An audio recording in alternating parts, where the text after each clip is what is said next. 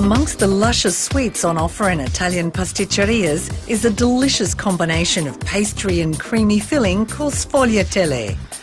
Its name means many layered, after the overlapping fine layers of pastry. It's one of the many delights on offer from Adelaide pastry chef Claudio Ferraro, who creates all the sweet additions seen in the Cibo Espresso cafes dotted throughout the city. A partnership Claudio started with a group of Italian-Australian friends in 1996. This is the sort of top of the skills level, isn't it? Yeah, definitely. There's a bit of experience that comes behind it. And the magic moment is the... As soon as you bite into the pastry, you can just hear that crunch. And if it doesn't crunch, it's not right. It needs to flake, it needs to crunch, it needs to fall apart in your mouth. It's magic, isn't it? Yeah. So what we're going to do, we're going to mix the dough first. We're just going to add flour, and we've got salt and sugar. We're just going to mix that a bit together. It's adding the water in slowly to start creating the gluten and then the forming of the dough. So if you don't want to throw the water in all at the same time, so it's important that you put it in gradually. In Italy, or in Napoli especially, where they come from, it's a breakfast item, and you have your caffè latte, your cappuccino, the Italian way to start your day. It's beautiful. Wow, beautiful. What day could be terrible started like that, eh? Once the dough has been mixed, Claudio pops it under a tea towel to rest for half an hour. He then cuts it into portions and feeds it through a pasta-making machine. So by folding it and sending it through the machine, every time you do that, you're developing the dough even more, so you're developing the gluten even more, so it allows you to stretch the dough and create this real thin, transparent sort of dough that you're trying to get to. Yeah, lovely. Okay, so what we're trying to create here, as you can see, is that when we're stretching it, it's not breaking. Then we get the lard, spread it out, like rolling a cigar or. So as you're pulling it out, yeah, exactly. So you're pulling it out, but you're also pulling it back so that you're creating. So it's getting really, really thin. That's right. Yeah. Is this one of those great pastry chef moments? It is. This is it. This is it. So you know you've created the svogliatelle, or you're starting to create. The svogliatelle. Yeah. This is it. This is it. So we've got that one. Oh, wow. So you're doing one into the other. Yeah. Wow, I've seen these. I never knew how much skill was happening behind the scenes.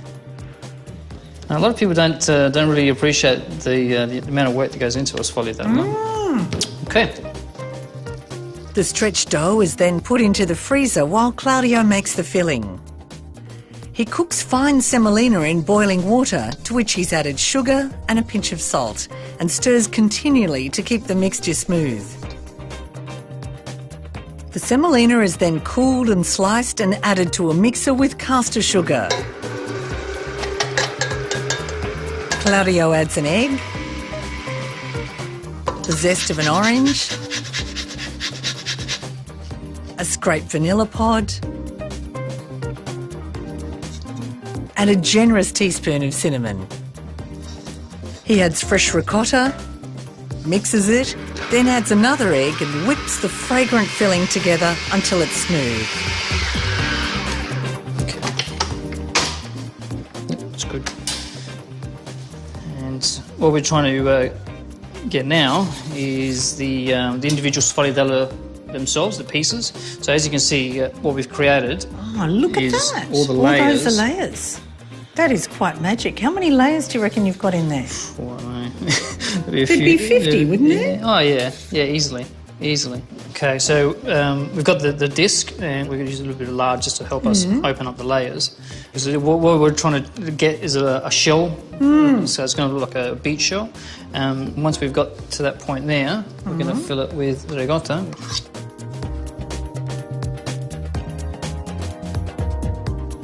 Beautiful. Hot oven? About 180 degrees. Yeah, so it takes time to get its colour. And for how long? About 25 minutes. So now it's cooled down, we're going to put a bit of icing sugar on it. Okay. So... Are we tasting? You're going to taste this one here. Oh, look at that. Guys. Oh, did you hear that? Heavenly? Oh yeah, that's really good. That's extra crunchy and good. And I know how much work has gone into this. So I appreciate it even more. It's beautiful. Thank you. Got a lovely colour. On our next Italian safari, the adored bistecca alla fiorentina. The secrets of silky ravioli, almond blossom thyme and voluptuous nougat.